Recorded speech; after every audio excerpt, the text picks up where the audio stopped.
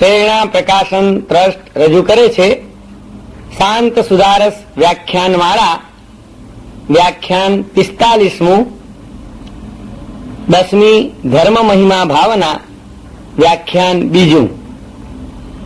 પ્રવચનકાર પૂજ્ય મુનિરાજ શ્રી જીનચંદ્ર વિજયજી મહારાજ બંધુ ત્રિપુટી. પ્રવચન સ્થળ મુંબઈ મહાલક્ષ્મી તિરુપતિ જૈન દેરાસરનો પ્રવચન મંડપ, તિરુપતિ કમ્પાઉન્ડ, ભુલાભાઈ દેસાઈ રોડ, મુંબઈ 26. પ્રવચન સમય તારીખ 24 સપ્ટેમ્બર 1987 ને ગુરુવાર સવારે 9 વાગે. રાજ્યમ રાજ્યમ સુભગદયિતા નંદનાનંદનાનાં રમ્યં રૂપં સરસ કવિતા ચાતુરી સુસ્વરત્વં નિરોગીત્વં ગુણપરિચય સજ્જનત્વં સુબુદ્ધિં કિં नु બ્રૂમ ફલપરિણતિં ધર્મકલ્પદ્રુમસ્ય.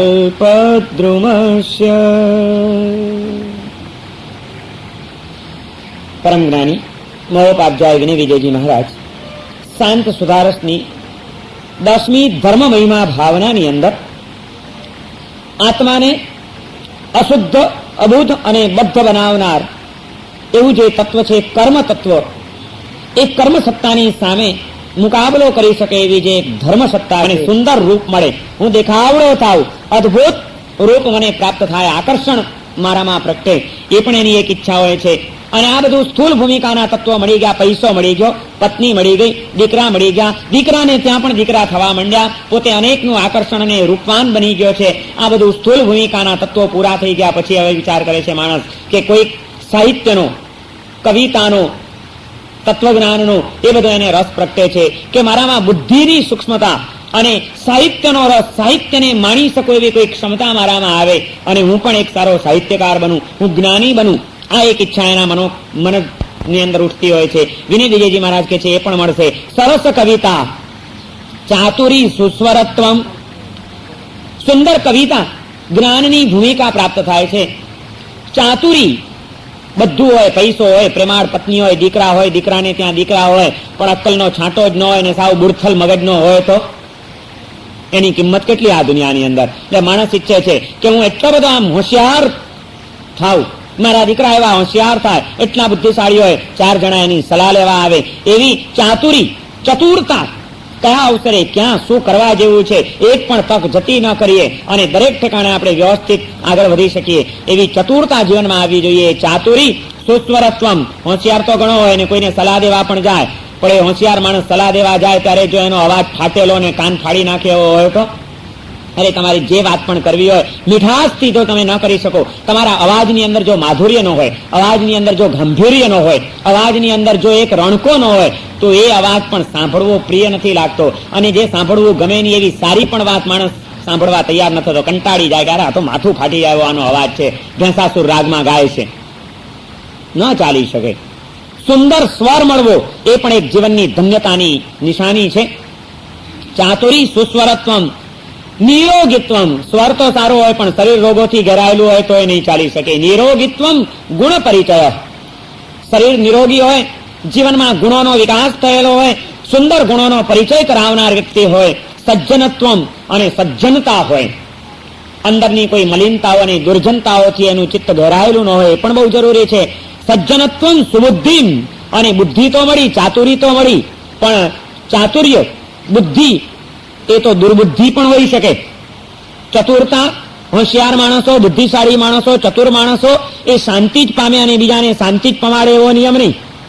બુદ્ધિનો દુરુપયોગ પણ ઘણો થઈ શકે.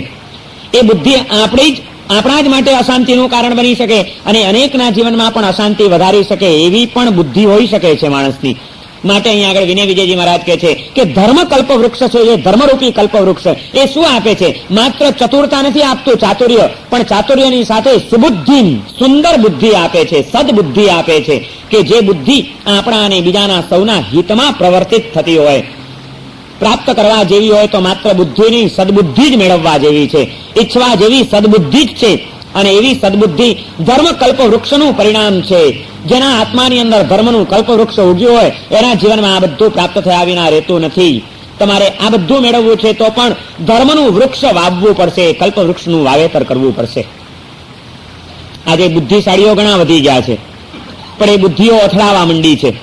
બુદ્ધિએ સંઘર્ષ ઉભા કર્યા છે, બુદ્ધિએ સંકલેશ ઉભા કર્યા છે, બુદ્ધિએ અથડામણો ઉભી કરી છે. બુદ્ધિ જો સદબુદ્ધિ ન બને તો એવી બુદ્ધિ ન મળે તે વધુ સારું. કદાચ થોડાક અભણ માણસો જેટલા દુઃખી નહીં હોય એના કરતા કહેવાતા માત્ર બુદ્ધિશાળીઓ આજે કદાચ વધુ દુઃખી હશે, જો એમની બુદ્ધિમાં શુભ તત્વ ભરેલું નહીં હોય, સદબુદ્ધિ નહીં હોય તો. અને આપણે આપણા જીવનની ધન્યતાને જો માણવી છે તો એને માટે જ્ઞાની પુરુષોએ કીધું કે હંમેશા સદબુદ્ધિ મેળવજો. સરસ્વતીની ઉપાસના સદબુદ્ધિના વિકાસ માટે જ. આપણે જે હવે સરસ્વતીની આરાધના કરાવવાની છે 3 દિવસ, એ શેને માટે કરવાની? સરસ્વતીની સાધના બુદ્ધિનો વિકાસ કરવા માટે નથી કરવાની, સદબુદ્ધિનો વિકાસ કરવા માટે કરવાની છે. કારણ કે બુદ્ધિનો વિકાસ થઈ જાય તો ઉપાધિ થઈ જાય. એ બુદ્ધિ અનેકને રવાડે ચડાવનારી બની જાય, અનેક ઉથલ પાથલો મચાવનારી બની જાય. આજે દુનિયાની અંદર ઘણી બધી ઉથલ પાથલો જે મચી રહી છે એમાં તો અહીં જો ભીતરમાં આપણે તપાસ કરશું તો એ ઉથલ પાથલ મચાવનાર મૂર્ખ માણસો નહીં હોય. અભણ માણસોએ જેટલી ઉથલ પાથલો નથી મચાવી, જેટલા તોફાનો ઉભા નથી કર્યા, એના કરતા બુદ્ધિશાળી માણસોએ વધુ તોફાનો અને વધુ ઉથલ પાથલો મચાવી દીધી છે. આપણું જીવન ઉથલ પાથલ મચાવવા માટે નથી, આપણું જીવન ઉથલ પાથલો સમાવવા માટે છે. અને એ તો જ બની શકે કે જો આપણી પાસે સદબુદ્ધિ હોય તો. એવી સદબુદ્ધિની પ્રાપ્તિ એ આ સરસ્વતીની કૃપા વિના મળી શકતી નથી. સરસ્વતીની સાધના સદબુદ્ધિનો વિકાસ થાય. કયા અવસરે, ક્યાં, ક્યારે, શું ઉચિત છે, શું અનુચિત છે, એ બધોય નિર્ણય કરવાની સૂક્ષ્મતા પ્રાપ્ત થાય. એ આ સરસ્વતીની ઉપાસનાનું પરિણામ છે. અત્યારે આવો અવસર છે તો મારે શું કરવું જોઈએ? યોગ્ય નિર્ણય કરવાની જે ક્ષમતા, કે જે નિર્ણય આપણા હિતમાં હોય, કુટુંબના હિતમાં હોય, સમાજના હિતમાં હોય, ધર્મના હિતમાં હોય, સૌના હિતમાં હોય, એવો જ નિર્ણય આપણે કરીએ, એવો જ વિચાર આપણા ચિત્તમાં ઉઠે, એ સદબુદ્ધિનું પરિણામ છે. અને એવી સદબુદ્ધિ માતા સરસ્વતી કે જે એક સમ્યક દ્રષ્ટિ દેવી છે, જ્ઞાનની અધિષ્ઠાયિકા દેવી છે, એ સરસ્વતીની ઉપાસના વિના પ્રાપ્ત થઈ શકતી નથી. એની કૃપા પ્રાપ્ત કર્યા વિના જીવન ક્યારેય પણ સન્માર્ગે ગતિશીલ બની શકતું નથી. વિનય વિજયજી મહારાજ અહીં આગળ આ વાત કરી રહ્યા છે કે આ બધા તત્વો, વિશાળ રાજ્ય અને અખૂટ વૈભવ, સુંદર સુશીલ અને રૂપવાન પત્ની, દીકરા અને દીકરાના ઘરે પણ દીકરા, સુંદર રૂપ, બુદ્ધિ, મત્તા, ચાતુર્ય, સુંદર સ્વર, નિરોગીપણું, ગુણોનો વિકાસ, સજ્જનત્વ, સદબુદ્ધિ, આ બધા વસ્તુઓ, આ બધા ફળો શેના ફળો છે? કિમનું બ્રોમ ફળ પરિણતિમ ધર્મ કલ્પદ્રુમસ્ય. ભાઈ, ધર્મરૂપી કલ્પવૃક્ષના ફળો એ તો કેટલા અગાધ છે અને કેટલા અમાપ છે, એનું વર્ણન અમે કેટલું કરીએ. આ જે કંઈ પણ જીવનની ધન્યતાના શુભ તત્વો છે એ બધું કલ્પવૃક્ષનું પરિણામ છે, ધર્મરૂપી કલ્પવૃક્ષનું. તમારે જો આ બધું મેળવવું હોય તો કોઈ બીજી ભાંજગડ કરવાની જરૂર નથી. જીવનની ધરતીમાં કલ્પવૃક્ષનું વાવેતર કરી દો, ધર્મ કલ્પવૃક્ષનું. જેના આત્માનો સંબંધ ખરેખર શુદ્ધ ધર્મની સાથે બંધાઈ જાય છે. ધર્મ કલ્પવૃક્ષનું વાવેતર જેના હૃદયની ધરતીમાં, જીવનની ધરતીમાં થઈ જાય છે, એના જીવનની અંદર એ કલ્પવૃક્ષ આટલા બધા ફળોથી લચી પડ્યા વિના રહેતું નથી. અનેક ફળો એની ઉપર આવી શકે એમ છે. બીજા કોઈ પણ વૃક્ષો, જે વૃક્ષો હોય જેનું, એ જ ફળ આપે. આંબા પાસેથી તમને આંબો જ મળે, ચીકુના ઝાડ ઉપરથી ચીકુ જ મળે, નાળિયેરીના ઝાડ ઉપરથી નાળિયેર જ મળે. દરેક વૃક્ષો એ એક જ ફળ આપે છે. કલ્પવૃક્ષ એક એવું વૃક્ષ હોય છે કે એની પાસે તમે જે ઈચ્છો ને જે માંગો તે બધું આપે છે. એમાં કલ્પવૃક્ષ, ધર્મરૂપી કલ્પવૃક્ષ, એ તમારી દરેક મનોકામનાઓ, તમે જે ઈચ્છો, શુભ ઈચ્છા જે પણ કરો, એ એના પ્રભાવથી પૂર્ણ થયા વિના રહે નહીં, એવો એનો અચિંત્ય અને દિવ્ય પ્રભાવ છે. પણ એ માટે જેને ફળ મેળવવા હોય એને વૃક્ષ વાવવું જોઈએ. ફળ મેળવવા છે જો આ બધા જ, તો એને માટે આ ધર્મરૂપી કલ્પવૃક્ષ વાવવું બહુ જરૂરી છે. આપણા જ્ઞાની પુરુષોએ કીધું કે જીવનના જે મુખ્ય 3 પુરુષાર્થો, ધર્મ, અર્થ અને કામ, એ અર્થ અને કામની પણ પ્રાપ્તિ જો થનાર કરાવી દેનાર કોઈ હોય તો એ આ ધર્મ તત્વ છે. મહેનત કરવી હોય તો આ ધર્મ કલ્પવૃક્ષને ઉગાડવા માટેની મહેનત કરો. પાણી પાવું હોય તો એ મૂળિયાની અંદર પાણી પાવ. અર્થ અને કામ તો એના ડાળી ડાંખડા છે. મૂર્ખ માણસ ડાળી ડાંખડાને પાણી છાંટવાની મહેનત કરે, બુદ્ધિશાળી માણસ મૂળિયામાં પાણી પાવાનો પ્રયત્ન કરે. આપણે આજે શું કરી રહ્યા છીએ? વિનય વિજયજી મહારાજ આપણા જીવનની તમામ ધન્યતાઓની મૂળભૂત કારણ તરીકે આ ધર્મ તત્વનો બતાડી રહ્યા છે કે આ ધર્મનો પ્રભાવ છે. ધર્મના પ્રભાવે વિશ્વની સર્વ શક્તિઓ, સર્વ લબ્ધિઓ, સર્વ સમૃદ્ધિઓ પ્રાપ્ત થયા વિના રહેતી નથી. ધર્મની સાથે સંબંધ બાંધી લ્યો, બસ એક જ વાત છે. આજનું આપણું જીવન ડાળી ડાંખડાને પાણી પાવાના પ્રયત્નનું ચાલી રહ્યું છે. અર્થકામની પાછળ જેટલા પ્રયત્નો કર્યા છે, એને મેળવવા માટે જેટલી દોડધામો કરી છે, એ માટે જેટલી શક્તિઓનો વ્યય કર્યો છે, એનો દશાંશ પણ શક્તિઓ આપણે આ ધર્મકલ્પ વૃક્ષની અંદર પાણી પાવા માટે, એને ઉગાડવા માટે, એને વિસ્તારવા માટે આપણે કરી શક્યા છીએ ખરા? તો મૂળ તો એ છે, ડાયો માણસ તો મૂળિયાની ચિંતા કરે ને મૂળમાં પાણી પાય. પછી એને વિશ્વાસ હોય કે મૂળ જો ભીના હશે, મૂળિયામાં જો પાણી પવાયું હશે તો એની લીલપ એ પાંદડા ઉપર, ડાળીઓ ઉપર અને બધે જ આવી ગયા વિના રહેવાની નથી. વૃક્ષને લીલોછમ રાખવું છે અને ફળદાયી બનાવવું છે તો એના મૂળિયા કેમ સુરક્ષિત રહે અને સુંદર રહે એની ચિંતા કરી લેવી જોઈએ. અર્થ અને કામની પણ તમારી મનોકામનાઓને જો પૂર્ણ કરવી છે તો એ પણ યોગ્ય માત્રામાં, યોગ્ય રીતે પૂર્ણ થઈ શકશે જો તમે ધર્મની રક્ષા કરી હશે તો. અને એટલા માટે કહેવાય છે કે ધર્મો રક્ષતી રક્ષિત. ધર્મ એ રક્ષા કરે છે તમારા જીવનની, તમારા બાહ્ય જીવનની પણ એ રક્ષા કરે છે. વિનય વિજયજી મહારાજે તો આ બધું બતાડ્યું કે સુંદર પત્ની જોઈએ છે તો એ ધર્મ પાસે જાઓ, દીકરા જોઈએ છે તો એ ધર્મ પાસે જાઓ, દીકરાને ત્યાં દીકરા થાય એવું ઈચ્છો છો તો એના શરણે ચાલ્યા જાઓ. શું જોઈએ છે? શરીર નિરોગી રહે, સુંદર સ્વર રહે, વિશ્વમાં યશ પ્રસરે.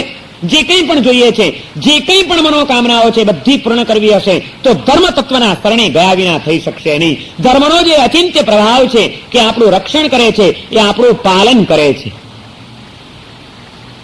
એ આપણી તમામ મનોકામનાઓને પૂર્ણ કરે છે. એ દિવ્ય પ્રભાવ છે આ ધર્મરૂપી કલ્પવૃક્ષનો. એને પ્રાપ્ત કરી લો, કંઈ મેળવવા જેવું રહેશે નહીં. અને એને જો ગુમાવી દેશો તો ક્યાંય પણ કંઈ મેળવી શકશો નહીં. ધર્મ તત્વનું કલ્પવૃક્ષ પ્રાપ્ત કરી લો, કંઈ પ્રાપ્ત કરવા જેવું બાકી રહેતું નથી. બીજું બધું પ્રાપ્ત કર્યા કરો, આને ભૂલી જાઓ તો પ્રાપ્ત કરેલું પણ સાર્થક બની શકતું નથી.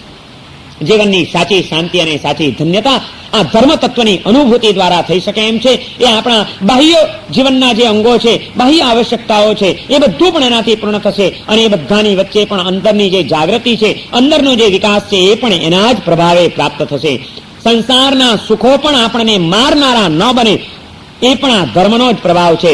ધર્મના પ્રભાવે, ધર્મ દ્વારા બંધાયેલા પુણ્યના પ્રભાવે મળતા સુખો એ તમારા બાહ્ય જીવનના દુઃખોને દૂર કરશે અને અંદરની અશાંતિ અને અશુદ્ધિઓને પણ હણી નાખશે.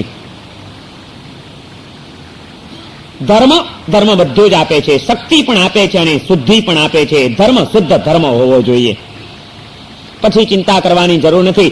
ધર્મના પ્રભાવે મળેલા સંસારના સુખો પણ આપણને રખડાવી નહીં શકે જો ખરેખર આપણો ધર્મ જીવતો અને જાગતો હશે તો. અને માટે જ તો આપણે ત્યાં તો પ્રાચીન કાળથી આપણા મહાપુરુષોએ હંમેશા અર્થ અને કામને માટે પણ ધર્મની જ આરાધના કરવાની વાત કરી છે.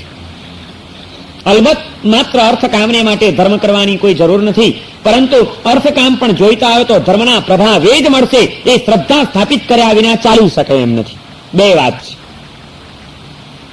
અર્થકામ એ ઘાસ છે. ઘઉંને ઉગાડવાની મહેનત કરો, ઘાસ તો મળી જ જશે. ખેડૂત મહેનત કરે છે અનાજ ઉગાડવા માટે, ઘાસ તો ફાયદામાં મળી જતું હોય છે. ધર્મ એ આપણું અનાજ છે, એને પ્રાપ્ત કરવાનો પ્રયત્ન કરો.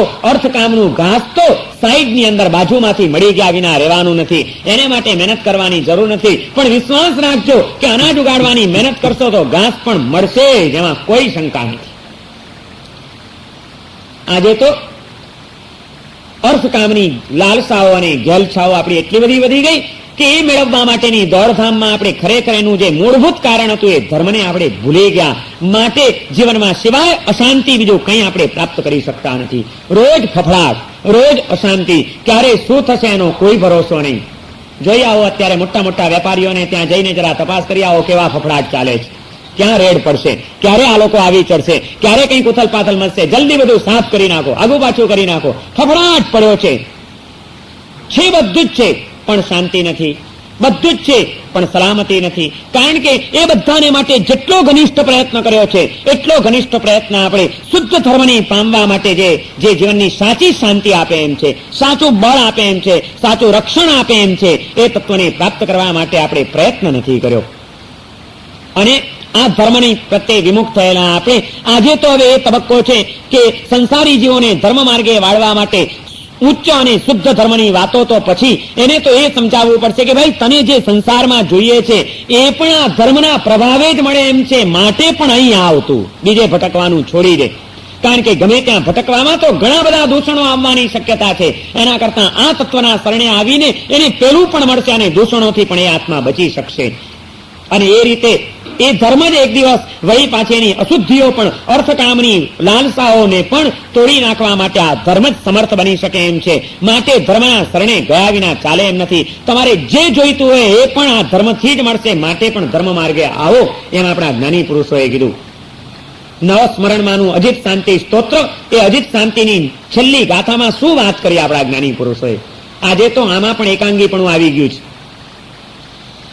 હા, સંસાર માટે ધર્મ કરાયો જ નહીં, સંસાર માટે ધર્મ કરીએ તો મિથ્યાત્વ લાગે ને ડૂબી જઈએ, આવી પણ વાતો અમે લોકો આજે કેટલીક વાર કરતા થઈ ગયા. એનું કારણ કે અમારામાં પણ એકાંગીપણું આવી ગયું.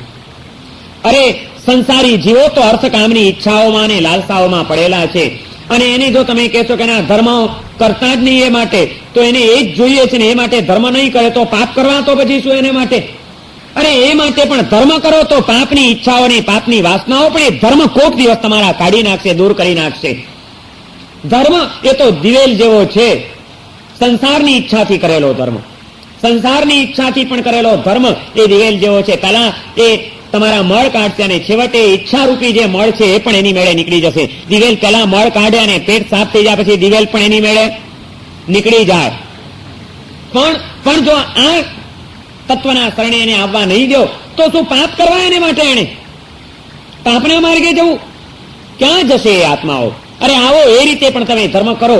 એક દિવસ એ ધર્મની સાચી સમજણ આવશે ત્યારે આ એની જે હીનતાની ભાવના છે નીકળી જશે અને આત્માનું લક્ષ્ય એમાંથી જ ઊભું થઈ જશે.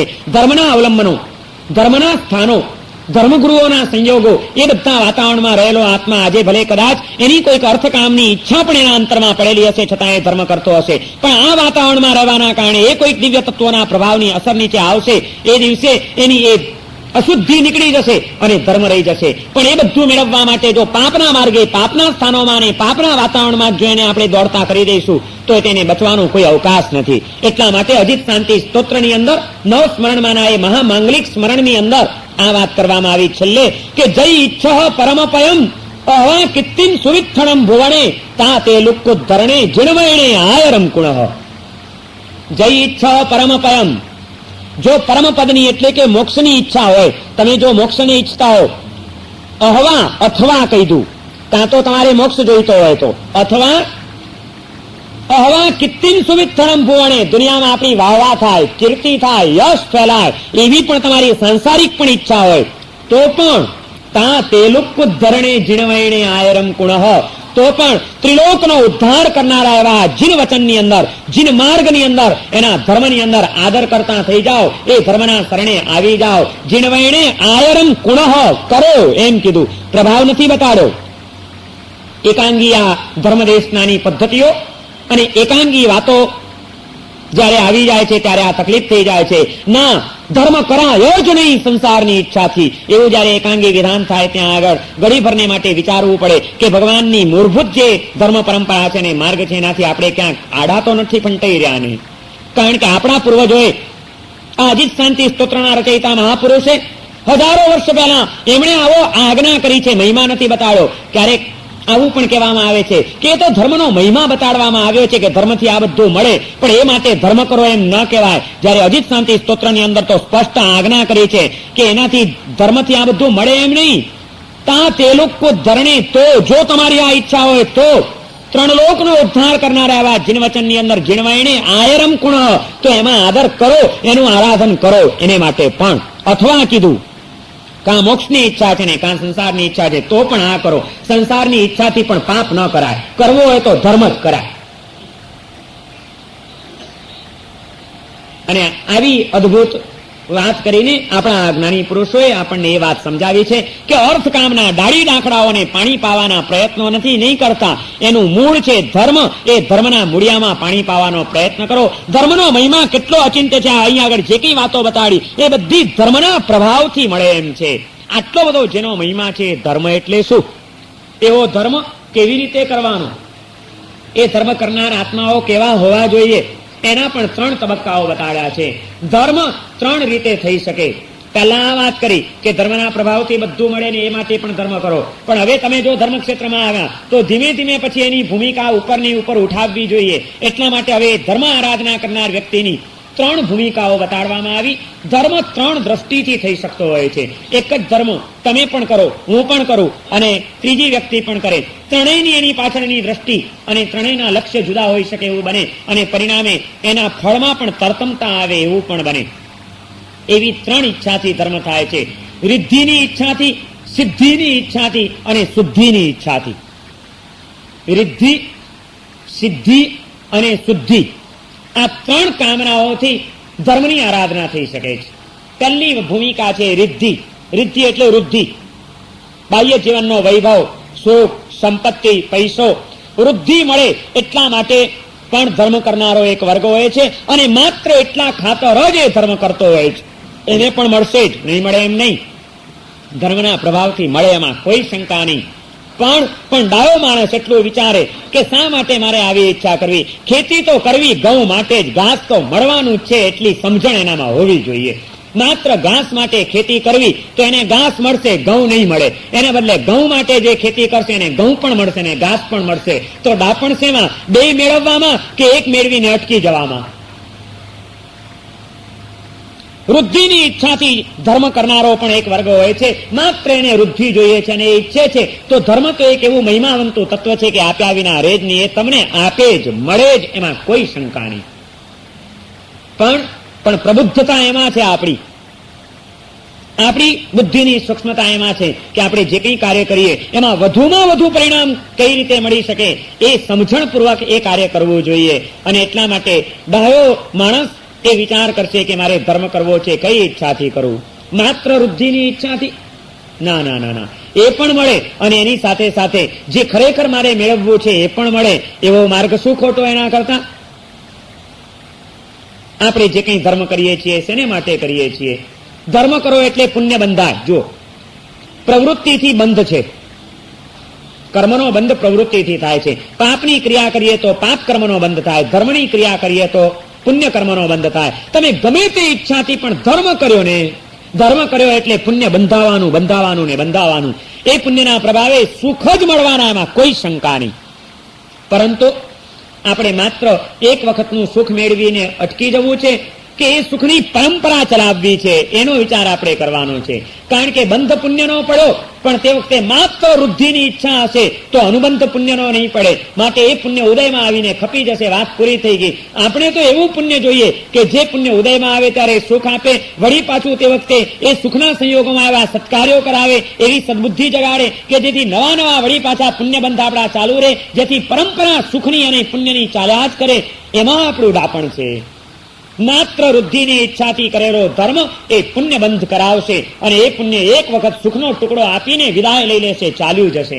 પરંતુ વૃદ્ધિ કરતા આગળ વધીને રિદ્ધિની સાથે હૃદયની શુદ્ધિની કામનાથી કરેલો ધર્મ પુણ્યાનુબંધી પુણ્ય બની જશે. જે પુણ્ય ઉદયમાં આવશે ત્યારે પણ નવા સત્કાર્યો કરાવીને નવા પુણ્ય બંધ કરાવતો રહેશે અને તમારી વિકાસની યાત્રાને આગળ વધારશે. આપણા જ્ઞાની પુરુષો, પ્રબુદ્ધ આત્માઓ આ રીતે ધર્મ કરતા હતા. એ ધર્મ પણ કરતા હતા, શુભ વસ્તુ પણ ઈચ્છતા હતા, પણ એમનું લક્ષ્ય માત્ર વૃદ્ધિ નહોતું, વૃદ્ધિની સાથે શુદ્ધિ પણ હતું. એમના પ્રત્યેક વ્યવહારોમાં આ લક્ષ્ય આપણને જીવતા દેખાતા હતા. આજે આપણે એ લક્ષ્ય ભૂલી ગયા, માટે આપણા જીવનમાં ક્યાંક કંઈક ગરબડ આવી જાય છે. તમારા કોઈ પણ પૂર્વજો જોઈ લો, જે કોઈ પૂર્વજોએ ચોપડા લખવાના રિવાજો શરૂ કર્યા છે એ ચોપડાના પહેલા પાને આ દિવાળી આવે છે. હવે માથે દિવાળીએ ચોપડા લખશો, ચોપડા પૂજન કરશો. શેનું પૂજન કરશો? કહેવાય ચોપડા પૂજન અને કરે લક્ષ્મી પૂજન. હા, ચોપડા પૂજન એટલે ચોપડો એટલે પુસ્તક કહેવાય, પુસ્તક એટલે જ્ઞાન કહેવાય, જ્ઞાનનું સાધન કહેવાય. અને એ જ્ઞાનનું પૂજન કરતી વખતે સરસ્વતી યાદ આવે કે લક્ષ્મી યાદ આવે? ચોપડા પૂજન નામ આપીએ છીએ અને લક્ષ્મી પૂજન કરીએ છીએ, સરસ્વતી પૂજન જ ભૂલી જઈએ છીએ. પણ એ ચોપડા પૂજન કરીને તલના પાને શું લખો? શ્રી ગણેશાય નમઃ, ત્યાંથી શરૂ કરો એટલે શું શું આવે પછી એમાં એક એક. ધનના સાલીભદ્રની નવું વર્ષ આવે છે, આ નવા વર્ષમાં હવે નવો ધંધો કરશું, આ નવો ધંધો કરીને ખૂબ પૈસા કમાશું, પણ એ નવા વર્ષના ધંધા દ્વારા અમારે કઈ કમાણી કરવી છે ને શું જોઈએ છે એની ઈચ્છામાં કોની ઈચ્છા કરો? નવા વર્ષમાં કેટલી સંપત્તિ જોઈએ? સાલીભદ્ર જેટલી. સાલીભદ્રની કેટલી હતી સંપત્તિ? 7 માળની હવેલી હતી. અહીં તો એક જ માળના એક બ્લોકમાં રહેવું પડે છે, આખી હવેલી મળી નથી. અને એ 7 માળની હવેલીમાં જીવન જીવતો સાલીભદ્ર, એને પાછી રોજની સમૃદ્ધિ કેટલી, રોજની આવક કેટલી એની? 32 પત્નીઓ અને 33મો પોતે. 33 એને માટે રોજ 33 કપડાની પેટીઓ. આજે જે કપડા પહેર્યા એ કાલે નહીં પહેરવાના, આજે જે ઘરેણા પહેર્યા એ કાલે ઘરેણા નહીં પહેરવાના. 33 કપડાની પેટી, 33 ઘરેણાની પેટી અને 33 ભાણા આવી જાય તૈયાર. વળી રાંધવાની કડાકૂટ કરવાની હોય, સુખી માણસ હોય એને તો તૈયાર મળી જાય. એનું નામ પુણ્ય કહેવાય. એવા અઢળક પુણ્યનો સ્વામી અમારો સાલીભદ્ર. એ સાલીભદ્રની પાસે જે સંપત્તિ હતી એવી સંપત્તિ જોઈએ છે ને નવા વર્ષમાં. એટલા માટે લખો છો કે ધનના સાલીભદ્રની વૃદ્ધિઓ જો. તમને ખબર છે આપણા પૂર્વજો કેટલા સૂક્ષ્મ બુદ્ધિવાળા હતા? આપણા પૂર્વજો એ સાચા ધર્માત્માઓ હતા, તમારા વડીલો. અને એટલા માટે એમણે જે રિવાજો પાડ્યા છે એની પાછળ પણ કેટલી બધી દુરંદેશિતા હતી એમની. એમને માત્ર વૃદ્ધિ નહોતી જોઈતી, એમને માત્ર સંપત્તિ નહોતી જોઈતી, પણ એમને તો એવી સંપત્તિ જોઈતી હતી કે જે સંપત્તિ છેવટે શુદ્ધિમાં લઈ જાય. રિદ્ધિ પણ એમાં લપટાવી ન દે, પણ એ રિદ્ધિ પણ વળી પાછી જગાડનારી બની જાય એવી રિદ્ધિ જોઈતી હતી. એ સમજતા હતા કે સંસારમાં રહેવું છે તો વૃદ્ધિ વિના ન ચાલે. સંસારી જીવને પૈસા વિના ચાલે નહીં, એને પૈસો તો જોઈએ જ જીવન નિર્વાહ માટે. પોતાના મોભાને અનુરૂપ સંપત્તિ, વૈભવ, સુખ, સાહેબી એને જોઈએ. પણ અમારા મોભાને અનુરૂપ ગમે એટલી સંપત્તિ આવે, ગમે એટલો વૈભવ આવે, ગમે એટલી સુખ સાહેબી આવે, પણ એ બધામાં અમે પાછા ક્યાંક ભાન ભૂલા ન બની જઈએ, લપટાઈ ન જઈએ, આસક્ત ન બની જઈએ. એવી પણ અમારી ઈચ્છા છે કે એ બધાની વચ્ચે અમે આત્મા અને પરમાત્માને ભૂલી ન જઈએ આટલા બધા વૈભવની છોડો વચ્ચે. એવું એ ઈચ્છતા હતા. અને એટલા માટે એમણે લખ્યું કે ધના સાલીભદ્રની વૃદ્ધિઓ જો. કારણ કે સાલીભદ્રની પાસે વૈભવ પણ ખૂબ હતો અને એની વચ્ચેની એની જાગૃતિ પણ અદભુત હતી કે જ્યારે તક આવી ત્યારે વૈભવ એને લપટાવનારો ન બન્યો, પણ એ વૈભવની વચ્ચેથી એ જાગૃત બનીને આત્મશુદ્ધિને પ્રાપ્ત કરવા માટે નીકળી પડ્યા. આ નવા વર્ષમાં એવી કોઈક તક મળે, એવી કોઈક પ્રેરણા મળી જાય, એવો કોઈક આદર્શ ઉભો થઈ જાય કે અઢળક સંપત્તિની વચ્ચે પણ અમારો માયલો જાગી જાય અને શુદ્ધિના માર્ગે, સાધનાના માર્ગે ડગ માંડતો થઈ જાય. એટલા માટે આ નવા વર્ષમાં એવો પૈસો આવજો અમારા ઘરમાં જે અમારા ઘરની કોઈ પણ વ્યક્તિને દુર્બુદ્ધિઓ ન સુજાડે, અશાંતિઓ ન વધારે, સૌના હૃદયમાં શુભ ભાવનાઓ, સદભાવનાઓ જગાડીને સૌને વિકાસના માર્ગે લઈ જાય. એવો જ પૈસો અમને જોઈએ છે, એવું ઈચ્છતા હતા આપણા વડીલો. અને એટલા માટે લખતા હતા ધના સાલીભદ્રની વૃદ્ધિઓ જો. ધના સાલીભદ્રની વૃદ્ધિ એ એમની ક્વોલિટીની માંગણી હતી, ક્વોન્ટિટીની નહીં. તમે ધના સાલીભદ્રની વૃદ્ધિઓ જો ત્યારે તમને નજર સામે શું આવે? એની ક્વોલિટી દેખાય કે ક્વોન્ટિટી? 99 પેટીઓ જ યાદ આવે ને આપણને તો. અને એટલા માટે તો મળતી નથી, કારણ કે જે લોકો માત્ર ક્વોન્ટિટી જ ઈચ્છે એને કોઈ દિવસ આપે નહીં દેવો. આટલા વર્ષથી લખો છો, એકે વાર 99 પેટી ઉતરી તમારા ઘરમાં? 99 કેમ નહીં? એને ત્યાં રોજ ઉતરતા હતા ને આપણે ત્યાં એકે દાડો નહીં. દેવ ઊંઘી ગયા કે આપણું નસીબ ઊંઘી ગયું? આપણા વડીલો મૂર્ખ નહોતા. એમને જો માત્ર વૃદ્ધિ જોઈતી હોત, એમની ઈચ્છા માત્ર વૃદ્ધિની હોત, તો એમણે ધના સાલીભદ્રને પસંદ ન કર્યા હોત. કારણ કે માત્ર વૃદ્ધિ, પુણ્યના ઉદયથી મળેલી સંપત્તિ તો જેમ મગધની અંદર સાલીભદ્રની પાસે હતી, એમ એ જ મગધની અંદર જીવન જીવતા મમ્મણની પાસે પણ અઢળક વૃદ્ધિ હતી કે જે મમ્મણનો વૈભવ જોઈને મગધ સમ્રાટ શ્રેણી ખુદ પોતે મોંમાં આંગળા નાખી ગયો હતો કે બાપરે બાપ, આટલો બધો વૈભવ, આવા રત્નો તો મારે ત્યાં પણ નથી. મમ્મણે જે રત્નના 2 બળદ બનાવ્યા હતા, આખા બળદ ફૂલ સાઈઝના, અને એ બળદને રત્નથી જડ્યા હતા, જડતર કર્યું હતું, જડતર કામ હતું એમાં રત્નોનું, કિંમતી રત્નો, કે જેવા રત્નો સાલીભદ્રને ત્યાં નહીં પણ શ્રેણિકના રાજ ભંડારમાં પણ નહોતા. આટલી બધી સંપત્તિ જે મમ્મણની પાસે હતી, અને એનું એક શીંગડું હવે રત્ન જડવાનું બાકી રહ્યું હતું. અને એમાં જ્યારે શ્રેણિકને ખબર પડી કે કોઈક માણસ કાળી મજૂરી કરી રહ્યો છે નદીના તણાતા પૂરમાં, ત્યારે એને બોલાવે છે, ભાઈ શું જોઈએ છે? અને ખબર પડી કે બળદ જોઈએ છે. તો કે જોઈએ એટલા બળદ લઈ જા. તો કે એ નહીં, મારે ત્યાં બળદ છે એવા જોઈએ છે. તારા વળી કેવા હોય? તો કે આવો જોવા. અને શ્રેણિક મમ્મણના ઘરે એનો બળદ જોવા ગયા છે. ઘરના ભોયરામાં એને આ રત્નોના કિંમતી બળદ રાખ્યા છે. અને એમાં જયારે બળદ જોયો ને એનું એક શીંગડું બાકી હતું, કે આટલા એક શીંગડું આખું રત્નોથી જડી દેવા, એને માટે કાળી મહેનત કરી રહ્યો છું, ત્યારે શ્રેણિકે જગારા મારતા રત્નો જોઈને સ્તબ્ધ થઈ ગયા છે કે ઓહો, આટલો વૈભવ! પણ એવો વૈભવ ધરાવતા મમ્મણને કોઈ વડીલોએ યાદ નથી કર્યા. આપણા વડીલોએ, તમે જૂનામાં જૂના ચોપડા તમને જે મળતા હોય, 100 વર્ષના, 50 વર્ષના, 150 વર્ષના જૂનામાં જૂના ચોપડાના પોટલા ખોલો, અને એ પોટલા ખોલીને એમણે દિવાળીના દિવસે ચોપડા પૂજનને દાડે પહેલા પાનામાં શું લખ્યું છે તપાસો. એકાદ વડીલનો, એકાદ વર્ષનો પણ એવો ચોપડો તમને આજ સુધી મળ્યો છે ખરો કે જેમાં એને એમ લખ્યું હોય કે મમ્મણની વૃદ્ધિ હોજો?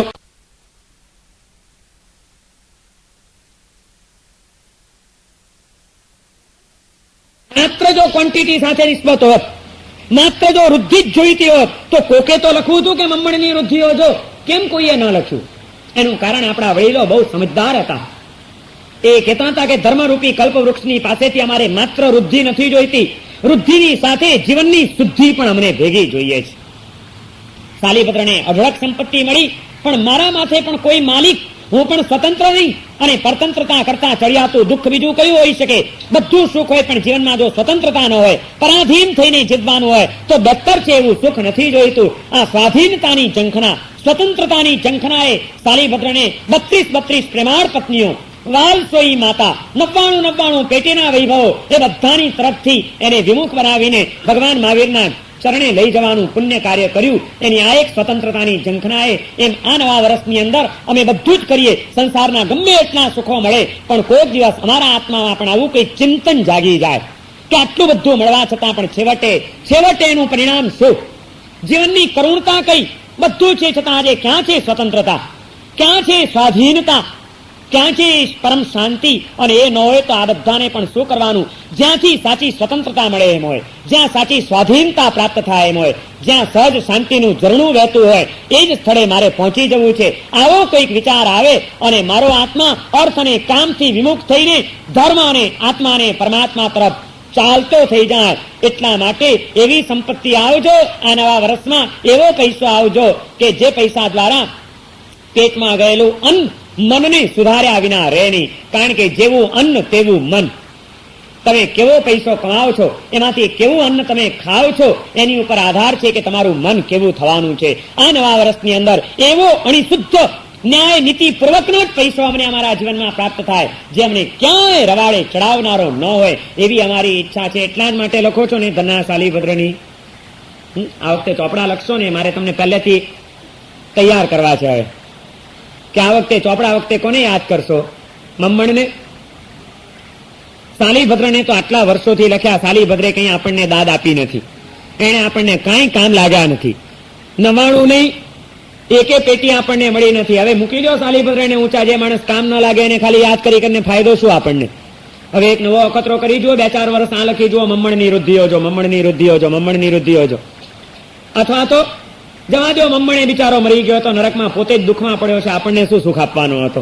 એના કરતા અત્યારના જે તમને સુખી માણસ દેખાતા હોય એને યાદ કરો. આ વખતના ચોપડામાં લખજો બિરલાની અને ટાટાની વૃદ્ધિ હોજો.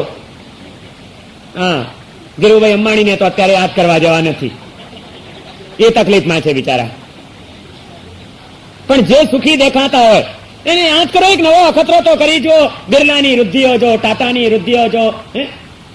કોને યાદ કરવા છે? આપણા પ્રત્યેક રિવાજોની પાછળ પણ પવિત્ર ભાવનાઓ પડેલી હતી કે સંસારી જીવ સંપત્તિ વિના જીવી ન શકે, એને સંપત્તિ જોઈએ, પણ એમાં પણ એ ક્વોલિટીનો વિચાર કરે કે મારે કેવી સંપત્તિ જોઈએ, જે મને ભાન ભૂલાવનારી ન હોય, જે મને ઉન્માર્ગે લઈ જનારી ન હોય, જે મને રવાડે ચડાવનારી ન હોય, ગમે એટલું આવે તે છતાં અછકલાઈ ન આવી જાય.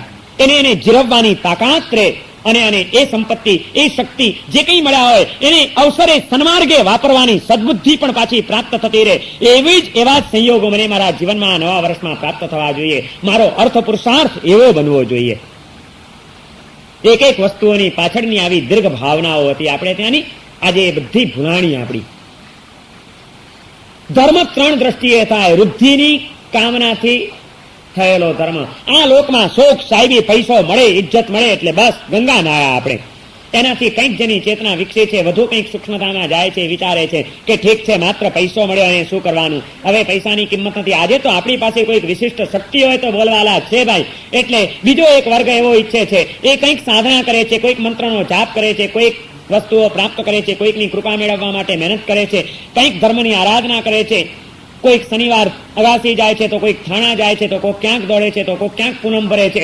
બધો ધર્મ કરે છે. શા માટે ભાઈ? કાં તો એને રિદ્ધિ જોઈએ છે, ને વૃદ્ધિ ન જોઈતી હોય તો બીજા નંબરમાં કંઈક સિદ્ધિ જોઈએ છે, કંઈક ચમત્કાર મળી જાય, કોઈક સિદ્ધિ પ્રાપ્ત થઈ જાય કે આમ સિદ્ધા 1,000 કરી નંખાય. ચમત્કાર એવી કંઈક આમ લબ્ધિ મળી જાય કે આમ લોટરી લઈએ ને આપણો જ નંબર લાગી જાય. કંઈક સિદ્ધિ, કંઈક ચમત્કાર. આ ચમત્કારની ભાવનાથી પણ ધર્મના ક્ષેત્રમાં આવનાર કેટલોક વર્ગો હોય છે. ધર્મ આરાધના કરનાર કેટલીક વ્યક્તિઓ હોય છે. પણ ભલે ધર્મ કરે છે એટલી વાત સારી છે, પણ એમાં પણ જો સમજદાર આત્મા હોય તો ધીમે ધીમે એને વિચાર કરવો જોઈએ કે અરે કલ્પ વૃક્ષ જેવા આવા મહામહિમાવંતા ધર્મની પાસેથી આ એક સામાન્ય કોઈ ચમત્કારની ઈચ્છા રાખીને બેસી રહેવાનું? જે ધર્મ કેવા અદભુત પરિણામો આપનારો છે એવા ધર્મની પાસે સામાન્ય કોઈક સિદ્ધિઓની ઈચ્છા રાખવી એ તો મૂર્ખતા છે. એને માટે કંઈ ધર્મ કરવાનો હોય? ધર્મ તે કંઈ ચમત્કાર માટે કરવાનો છે? ધર્મ તો કોઈક સામાન્ય સિદ્ધિઓ પ્રાપ્ત કરવા માટે કરવાનો છે? ના ના, એવું તો બધું દુનિયામાં ઘણી ઠેકાણે ઘણી રીતે મળી શકે એમ છે. ધર્મ પાસેથી તો મારે એવી ચીજ જોઈએ જે દુનિયામાં ક્યાંયથી ન મળે એમ હોય. એવું જ તત્વ મારે ધર્મ પાસેથી પ્રાપ્ત કરવું છે. આ સમજણ અને આ લક્ષ્ય વધે ત્યારે ધર્મ વધુ વિશુદ્ધ બનતો જાય છે. આવી જ કોઈક અદભુત ચમત્કારની કે સિદ્ધિની કામનામાં એક યુવાન એકવાર નીકળી પડ્યો. એને એમ થઈ ગયું કે એવી કોઈક સાધના કરું અને એવી કોઈક સિદ્ધિ પ્રાપ્ત કરું કે દુનિયા જોઈ લે કે ના, આની પાસે કંઈક સિદ્ધિ છે. અને એવી સિદ્ધિ પ્રાપ્ત કરવા માટે સાધના જોઈએ. સાધના ક્યાંથી મળે એ માટે કોઈક સાધના બતાવનાર સદગુરુ જોઈએ. નીકળી પડ્યો ગુરુની શોધમાં. એણે વિચાર કર્યો કે નર્મદાની પરિક્રમા કરી આવું. નર્મદાના કિનારે કિનારે અનેક આશ્રમો હોય છે, અનેક સંતો, અનેક સાધકો મઢુલી બાંધીને ત્યાં સાધના કરતા હોય છે. ક્યાંક કોઈક ચમત્કારિક મહાપુરુષ મળી જશે અને મને કંઈક બતાડી દેશે. અને નીકળી પડ્યો. નર્મદાના કિનારે કિનારે ચાલ્યો જાય છે, પદયાત્રા કરતો કરતો કરતો કરતો. ક્યાંક કોઈક આશ્રમ આવે, ક્યાંક કોઈક કુટીર મળે, ક્યાંક કોઈક ઝૂંપડી દેખાય, ક્યાંક કોઈક સાધકના દર્શન થાય. પહોંચે એની પાસે, મુલાકાત લે, એમની ચર્ચાઓ કરે. મારે કોઈક સાધના કરવી છે, મને કોઈક સિદ્ધિ જોઈએ છે, મને કંઈક સાધના બતાડશો. કોઈએ કંઈ બતાડ્યું, કોઈએ કંઈ બતાડ્યું, કોઈએ કંઈ બતાડ્યું. ક્યાંક 15 દાડા રહ્યો, ક્યાંક 8 દાડા રહ્યો, ક્યાંક 2 મહિના રહ્યો, પણ હજી ક્યાંય કહેતા ક્યાંય એને કોઈ સિદ્ધિ મળતી નથી. એમાં એકવાર એક મહાન સંતની પાસે પહોંચી જાય છે અને ત્યાં જઈને એને વાત કરે છે કે મહારાજ, બહુ પ્રભાવશાળી છો, તમારી નામના ઘણી સાંભળી છે, સાંભળીને આવ્યો છું, મારે સાધના કરવી છે, મને તમે કંઈ સિદ્ધિ કરાવી આપશો? બેટા બેઠ જાઓ. અને એને સાધના બતાડી. થોડોક ટાઈમ ગયો પણ કંઈ સિદ્ધિ નથી મળતી. એટલે વળી અધીરો થયો. મહારાજ, મારે તો અહીં ખરાબ કરતો જવાબ જોઈએ, ચમત્કાર જોઈએ, સિદ્ધિ કંઈ આપી શકો એમ છો? તો કે ભાઈ બીજે જા તું, અહીં અમારી પાસે તારું કામ નથી. ત્યાંથી રવાના થયો. નક્કામાં મોટા મોટા નામ લઈને બેઠા છે, મોટા આટલા બધા પ્રસિદ્ધ નામ, અને આવડતું તો કંઈ છે નહીં. કે એમ જેમ તેમ બડબડાટ કરતો નીકળ્યો ત્યાંથી. નીકળતો નીકળતો નીકળતો આગળ ને આગળ વધતો જાય છે. એક ઠેકાણે એને એક એવા યોગી મળી ગયા જે પ્રાણાયામમાં માસ્ટરી હતી જેની. અને એણે જોયું કે આ માણસ આવી ઈચ્છાથી આવ્યો છે કે બેટા बैठ जाओ, सिद्धि हो जाएगा, लेकिन 6 महीना का साधना करना पड़ेगा. अरे કે મારા 6 મહિના તો 6 મહિના બેસી જાઉં, તમે કોઈ એવી સાધના કરીશ? તો કે બેસી જા, રહી જા મારા આશ્રમમાં, ત્યાં રહો. અને 6 મહિના સુધી પ્રાણાયામનો અભ્યાસ કરાવે છે. જેમ જેમ તૈયાર થતો જાય તેમ તેમ આગળની સૂક્ષ્મ સાધનાઓ અને સૂક્ષ્મ ભૂમિકાઓ બતાડતા જાય છે. પ્રાણ ઉપર કંટ્રોલ મેળવવાનો, શ્વાસની ઉપર સિદ્ધિ પ્રાપ્ત કરવાની, અને એના દ્વારા આખા શરીરને એવું હળવું બનાવી દેવા.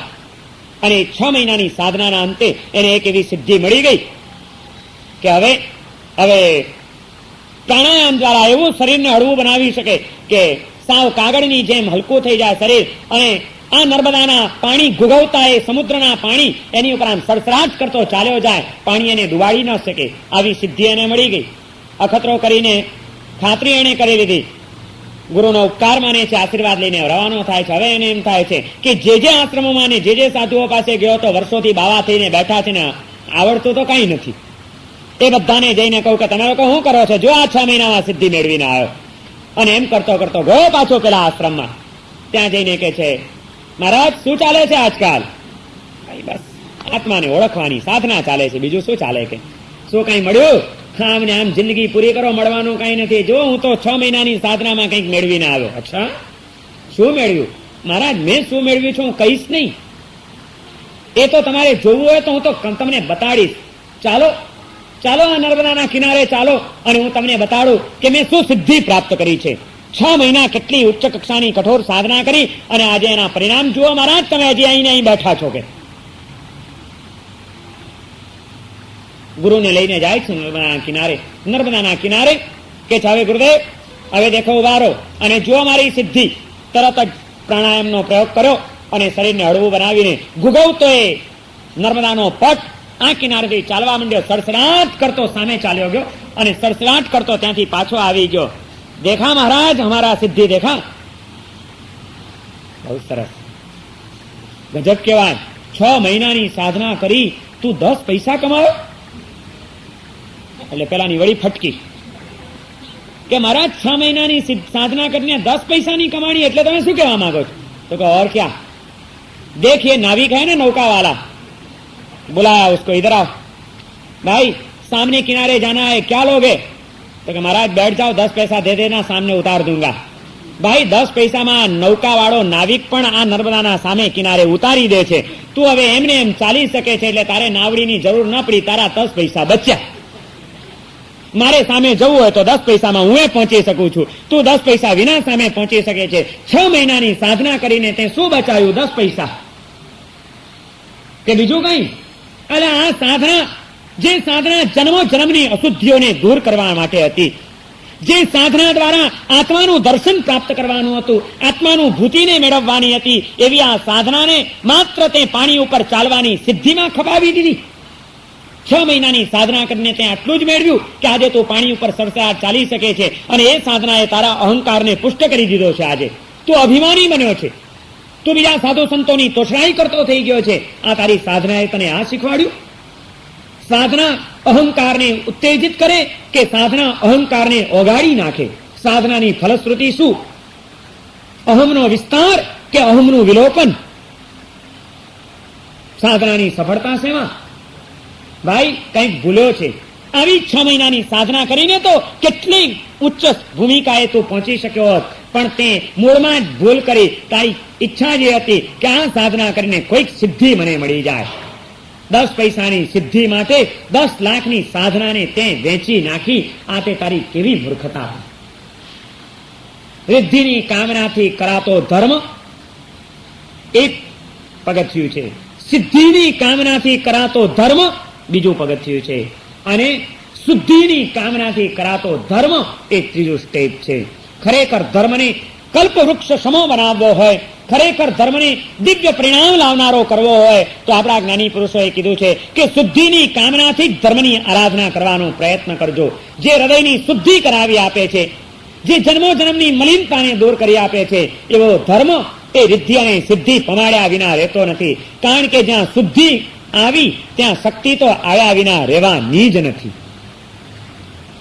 અશુદ્ધિઓ ટળી આત્માની શુદ્ધિ પ્રાપ્ત થઈ. જ્યાં આત્માની શુદ્ધતા છે ત્યાં આગળ આત્માની અનંત શક્તિઓની ખીલવણી થયા વિના રહેતી નથી. પછી રિદ્ધિ અને સિદ્ધિ માટે પ્રયત્ન કરવાની જરૂર નથી, એ તો સહજપણે પ્રગટ થઈ જનારા તત્વો છે. પ્રયત્ન કરવો હોય તો શુદ્ધિ માટેનો પ્રયત્ન કરી લો કે આવો મહાન ધર્મ પ્રાપ્ત કરીને મારે મારા અંતરની શુદ્ધિ કરવી છે. ધર્મ શા માટે કરવાનો? ધર્મ ખરેખરો ધર્મ થયો ક્યારે કહેવાય? જ્યારે એ આપણી અશુદ્ધિઓને દૂર કરી આપે ત્યારે સમજવું કે ધર્મ એની દિવ્યતાને પ્રાપ્ત કરી ચૂક્યો છે. સાચો ધર્મ કયો?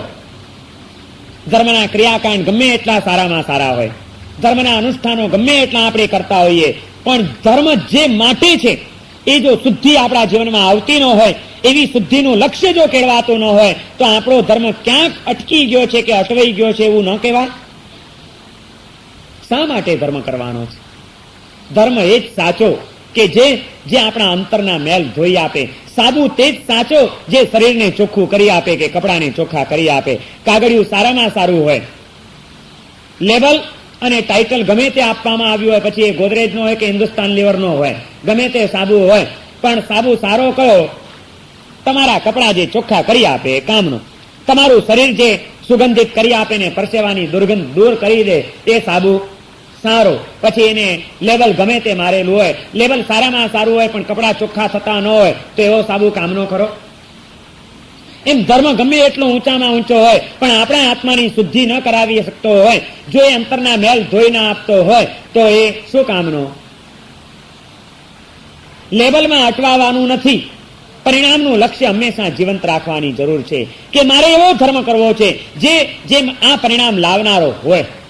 અને એ દ્રષ્ટિ અને એ સ્પષ્ટતા જયારે આવશે ત્યારે સંપ્રદાયવાદ, સંકુચિતતાઓ અને ચોકઠાબંધીઓ બધી જ દૂર થઈ જશે. પછી તો વ્યક્તિ વિચારશે કે મારે એના બહારના લેવલ જોવા નથી, બહારના ખોખા જોવા નથી, બહારના માળખા જોવા નથી, મારે તો એ જોવું છે કે પરિણામ શેનાથી પ્રાપ્ત થાય છે. શુદ્ધિનું પરિણામ લાવી આપે ધર્મ મારા માટે ઊંચો છે ને મારા માટે સાચો છે એવો ધર્મ.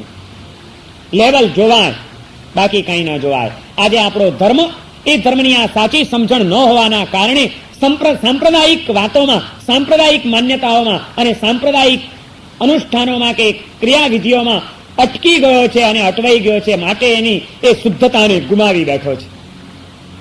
ક્રિયા તમે આમ કરો કે આમ કરો બહુ મહત્વનું નથી. પાત્રા લાલ રંગના રાખ્યા કે કાળા રંગના રાખ્યા એ મહત્વનું નથી. પ્રતિક્રમણ ચોથના કર્યું કે પાંચમના કર્યું એ પણ મહત્વનું નથી. આ વિધિ પ્રમાણે કર્યું કે આ વિધિ પ્રમાણે કર્યું એ પણ એટલું મહત્વનું નથી. જેટલું મહત્વનું છે એ પ્રતિક્રમણ કરીને પાપના માર્ગેથી આત્મા પાછો વળ્યો, પાપનો કોઈ પશ્ચાતાપ જાગ્યો, હૃદયની અશુદ્ધિ કોઈ દૂર થઈ, તો એ ક્રિયા સાચી છે. જે સાબુ મેલ ધોઈ આપે એ સાબુ કામનો. એમ જે ક્રિયા આત્માને નિર્મળ કરાવી આપે એ ક્રિયાને એ વિધિ સાચી, બાકી બધી ખોટી. સીધી અને સાદી વાત છે. અને એમાં કોઈ ફરક ન હોય, એમાં કોઈ ફરક ન હોય. આજે તો આપણી ગરબડ આ થઈ ગઈ છે, આપણે લેબલમાં જ એટલા અટકી ગયા છીએ કે લેબલની અંદરના માલની પછી ચિંતા જ કરતા નથી કે માલની ક્વોલિટી જળવાઈ છે કે નહીં. લેબલ મારું બરોબર હોવું જોઈએ. માલ બગડી જાય તો એનો વાંધો. મસાલ લઈને નીકળ્યા છીએ પણ એ મસાલનું જ ગૌરવ છે. મારા હાથમાં મસાલ છે, મને મહાન જૈન ધર્મ મળ્યો છે, મને આ ધર્મ મળ્યો છે, મને હિન્દુ ધર્મ મળ્યો છે. મસાલના ગાણા ગાવા છે અને મસાલ લઈને નીકળી પડ્યા છીએ અંધારા માર્ગે. પણ એ ભૂલી જઈએ છીએ કે મસાલ હાથમાં છે પણ એની જ્યોત જલે છે કે બુઝાઈ ગઈ છે. માળખું, ક્રિયાઓ, અનુષ્ઠાનો, પરંપરાઓ એ તો મસાલ છે પણ એનામાં શુદ્ધ ધર્મની જ્યોત જલી રહી છે કે નહીં એ ભેગું જ જોવું જોઈએ. હાથમાં મસાલ હશે પણ જો એ બુઝાઈ ગયેલી હશે તો એ બુઝાઈ ગયેલી મસાલ કોઈ દિવસ તમારા માર્ગને પ્રકાશિત નહીં કરી શકે, તમારા અંતરના અંધારા નહીં ઉલેચી શકે, તમારા જીવનને દિવ્યતાની ભૂમિકા ઉપર નહીં લઈ જઈ શકે. મારા હાથમાં મસાલ છે એટલું જ બસ નથી, એ મસાલની અંદર જ્યોત જલી રહી છે કે નહીં એ વાત વધુ મહત્વની છે. અને જ્યાં જ્યોત બુઝાઈ ગઈ હશે તો સાધન સારામાં સારું હશે તોય નકામું જ હશે. એક ગામની અંદર એક સદગ્રસ્ત ને ત્યાં એક મહેમાન આવ્યા. એક દિવસ સગા હતા એમના. ગામમાં ને ગામમાં જ રે, દૂરની શેરીમાં રે અને ઘણા વખતથી મળ્યા નહોતા એટલે મળવાનું મન થયું. પ્રજ્ઞાચક્ષુ હતા, અંધ હતા બંને આંખે, પણ ગામમાં ફરવામાં ટેવાયેલા હતા. કઈ વાંધો આવે એવો હતો નહીં. લાકડી ઠપકારતા ચાલ્યા જાય, એકલા ફર્યા કરે. આજે આમને ત્યાં મહેમાન તરીકે આવ્યા હતા. ઘણા વખતે આવ્યા, વાતોમાં બેઠા. ખૂબ મોડું થઈ ગયું, રાત પડી ગઈ એટલે આ જજમાન એના મહેમાનને કહે છે કે અરે બહુ મોડું થઈ ગયું, હવે તમે ઘરે પહોંચશો, રાતનો ટાઈમ છે, રસ્તામાં અંધારું હશે, તમે કહેતા હો તો તમને મૂકી જાઉં. પેલો કહે કે મારે અંધારું ને અજવાળું આમે રોજ અંધારું જ છે ને, પણ મને ક્યાં કઈ ફરક પડે છે, રાત હોય કે દાડો હોય, હું નિરાંતે ચાલ્યો જઈશ, તમારે કોઈ તકલીફ લેવાની જરૂર નથી, મારી ચિંતા ન કરો, હું તો પહોંચી જઈશ, ટેવાયેલો છું. પણ કે તમે ટેવાયેલા છો પણ અંધારામાં સામેથી કોઈક માણસ આવતો હોય અને ન દેખે તો, માટે એક કામ કરો, તમને ફાનસ આપું છું, ફાનસ લઈને જાઓ, હાથમાં ફાનસ લઈને ચાલજો, એટલે સામેથી કમસે કમ કોઈ આવતું હોય તો એને તો ખબર પડે કે કોક આવે છે. તમારું ફાનસ જોઈને એ તમારી સાથે અથડાય નહીં, માટે આ ફાનસ સાથે લેતા જાઓ. ભલે કે તારે આપો. અને પેલા એ ફાનસ સળગાવીને આપ્યું.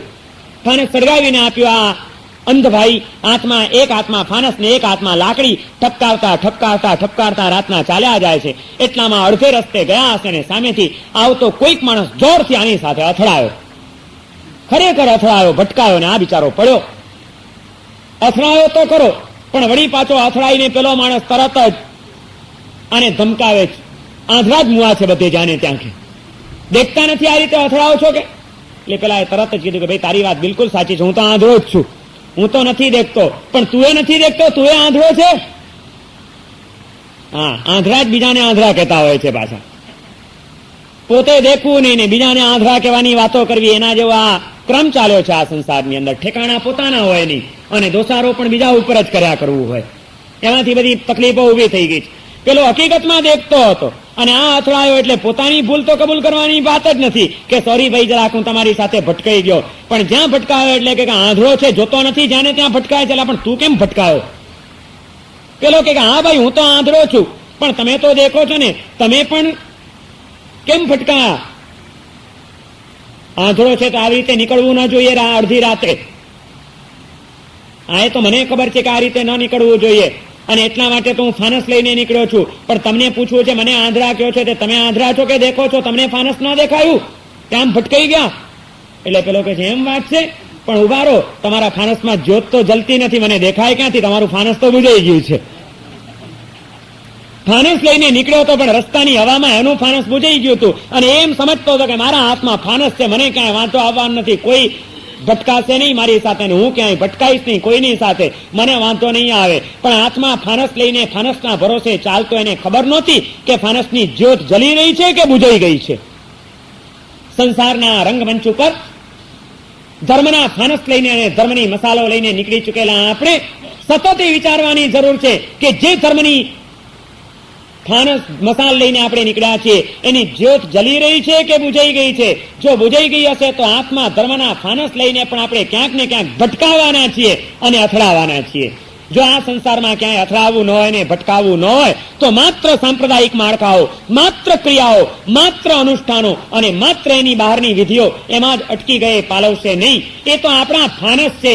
એમાં ખરેખર જે ધર્મ પરિણતિની જ્યોત છે, જે શુદ્ધિની ભાવનાપૂર્વકનો ધર્મ છે, એ લક્ષ્ય, એ જ્યોત જળી રહી છે કે નહીં, આપણો ધર્મ શુદ્ધ ધર્મ છે કે નહીં, આપણો ધર્મ સાચો ધર્મ છે કે નહીં, એ પણ સતત નિરીક્ષણ કરતા જ રહેવું પડશે, વિચારતા જ રહેવું પડશે, જોતા જ રહેવું પડશે. તો જ આપણે આપણા ધર્મને સાચો ધર્મ બનાવી શકશું અને તો જ એ આપણને ક્યાંક ને ક્યાંક અથડામણોમાંથી બચાવી શકશે. જો આ લક્ષ્ય નહીં હોય તો માત્ર બહારના માળખામાં સંતોષ માનીને આજે ધર્માત્માઓના જીવનમાં પણ અથડામણો વધી ગઈ છે, અકળામણો વધી ગઈ છે. ધર્મ ક્ષેત્રમાં આવેલા આત્માઓ પણ અથડાય, એ પણ અકળાય, એ પણ અશાંતિના ભોગ બને, એ પણ વિષયને કસાયની અંદર અટવાય. ત્યારે દયા ઉપજે. કારણ કે પાછા એ સમજતા જ તો એમ જ હોય કે અમે ધર્મી છીએ, અમારી પાસે ધર્મની મોટી મસાલ છે, અમને શું વાંધો આવવાનો છે. પણ કોઈ દિવસ એને ઊંચું કરીને જોયું નથી કે મસાલ બુઝાયેલી છે કે માત્ર ઠૂઠું છે કે જ્યોત જલી રહી છે. આપણો ધર્મ ક્યાંક ઠૂઠા જેવો ન બની જાય, આપણો ધર્મ ક્યાંક બુઝાયેલા ફાનસ જેવો ન બની જાય, આપણો ધર્મ ક્યાંક સત્વ અને સત્ય વિહોણો ન બની જાય. માત્ર એના બહારના માળખામાં આપણે અટકી ન જઈએ, એ જોવું બહુ જરૂરી છે. જો ધર્મની જ્યોત જલતી હશે તો એ ધર્મનું કલ્પવૃક્ષ આ બધા જ દિવ્ય પરિણામો પ્રાપ્ત કરાવ્યા વિના રહેશે નહીં. ધર્મનો અચિંત્ય મહિમા છે, એ તમને શું ન આપે એમ વિનય વિજયજી મહારાજ કહે છે. પણ એ તો જ આપનારો બને કે એની જ્યોત જલતી હોય. તો જ્યોતને જલતી રાખો, ધર્મને સાચી રીતે સમજો. શુદ્ધ ધર્મ જો આત્મામાં આવશે તો એવો શુદ્ધ ધર્મ શક્તિઓ પણ લાવશે, શુદ્ધિઓ પણ લાવશે. શક્તિ અને શુદ્ધિ આવશે ત્યાં શાંતિનો પ્રાદુર્ભાવ થયા વિના રહેશે નહીં. શાંતિ, શુદ્ધિ અને શક્તિ ત્રણેયનો આપણા જીવનમાં વિકાસ થાય એનું નામ ધર્મ. અને એવો વિકાસ કરાવી આપનાર ધર્મ કેવો ધર્મ હોવો જોઈએ, એવો ધર્મ કેવી રીતે આપણા જીવનમાં પ્રાપ્ત કરી શકાય અને ધર્મને એ રીતે ધર્મને સમજવો હોય તો ધર્મની કઈ વૈજ્ઞાનિક વ્યાખ્યા છે? ભગવાન મહાવીરે ધર્મની એક અલૌકિક અને વૈજ્ઞાનિક વ્યાખ્યા આપી છે. કે એ રીતે જો ધર્મને વિચારીએ તો ક્યાંય કોઈ વાત વચ્ચે નડે નહીં અને ધર્મ સતત વિકાસના માર્ગે આગળ ને આગળ વધી ગયા વિના રહે નહીં. ભગવાન મહાવીરની એ શુદ્ધ ધર્મની વૈજ્ઞાનિક વ્યાખ્યા અને એવા ધર્મને પ્રાપ્ત કરવા માટે, અનુભવવા માટેના એના કેટલાક તબક્કાઓ કે જે ધર્મ આપણા જીવનને પ્રકાશિત કરી આપે, જે ધર્મ આપણા જીવનને તમામ અથડામણો અને અકળામણોમાંથી આપણને ઉગારી લે, એવો ગૌરવવંતો ધર્મ, એવો તેજસ્વી ધર્મ, એવો ઓજસ્વી ધર્મ અને એવો જીવનની ધન્યતા રૂપ બનતો ધર્મ. એ ધર્મ એટલે શું? ધર્મનું એક આગવું સ્વરૂપ, ધર્મની એક વૈજ્ઞાનિક વ્યાખ્યા, જેમાં કોઈ સંપ્રદાય નડતો નથી, જેમાં કોઈ અનુષ્ઠાન નડતા નથી, જેમાં કોઈ પરંપરા નડતી નથી અને છતાં આત્મા શુદ્ધ ધર્મને પામ્યા વિના રહેતો નથી, એવી ધર્મની અલૌકિક વ્યાખ્યા. અને એવા ધર્મનો કેવો અચિંત્ય પ્રભાવ છે, આ વિશ્વને ધર્મસત્તા કેવી રીતે નિયંત્રિત કરી રહી છે, એ અંગેના કેટલાક વિચારો, કેટલાક દ્રષ્ટાંતો સાથે આપણે આવતીકાલે વિચારીશું. આજનું પ્રવચન અહીં આગળ પૂર્ણ થાય છે. સર્વમંગલ માંગલ્યમ સર્વકલ્યાણકારમ પ્રધાનમ સર્વધર્માણામ જૈનમ જયતિ શાસનમ.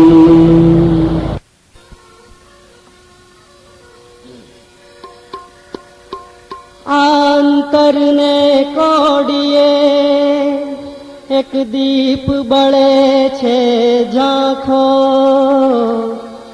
જીવનના જ્યોતિર્ધર એને નિશદિન જલતો રાખો. ઊંચે ઊંચે ઉડવા માટે પ્રાણ ચહે છે પાંખો, તને નાથ નિરંજન એવી આપો આંખો, એવી આપો આંખો. દીવડો ધરો રે પ્રભુ, દીવડો ધરો, દીવડો ધરો રે પ્રભુ, દીવડો ધરો.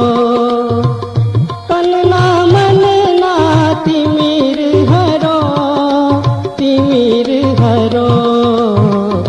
દીવડો ધરો રે પ્રભુ, દીવડો ધરો.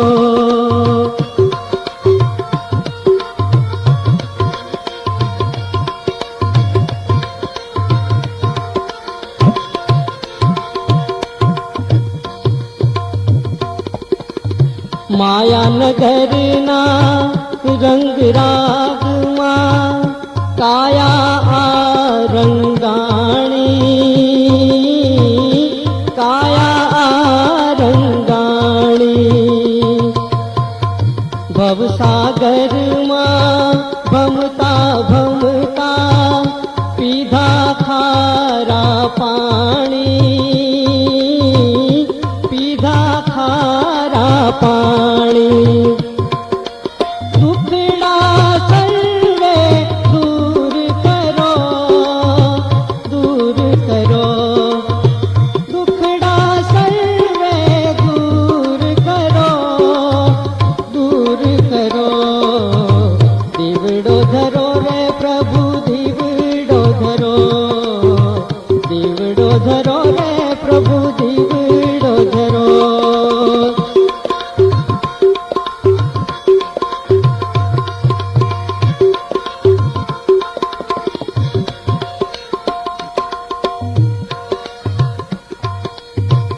જાણી જોઈને માર્ગ વચ્ચે મેં પવેરા કાંટા, અખંડ વહેતી પ્રેમ નદીના પડ્યા હજારો ફાટા. જાણી જોઈને માર્ગ વચ્ચે મેં પવેરા કાંટા, અખંડ વહેતી પ્રેમ નદીના પડ્યા હજારો ફાટા. દેખાડો પ્રભુ રાહ કરો, રાહ કરો.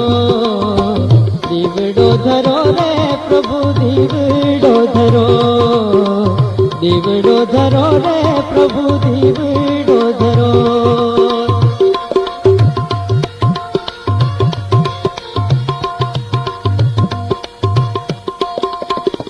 સ્વાર્થની આ દુનિયામાં હે આશા એક તમારી, આશા એક તમારી. જીવનના સંગ્રામે જોજો જાવું ના હું હારી, જાવું ના હું હારી. સ્વાર્થની આ દુનિયામાં હે આશા એક તમારી, આશા એક તમારી. જીવનના સંગ્રામે જોજો જાવું ના હું હારી, જાવું ના હું હારી. હૈયે ભક્તિ ભાવ ભરો, ભાવ ભરો. દીવડો ધરો રે પ્રભુ દીવડો ધરો, દીવડો ધરો રે પ્રભુ દીવડો ધરો, દીવડો ધરો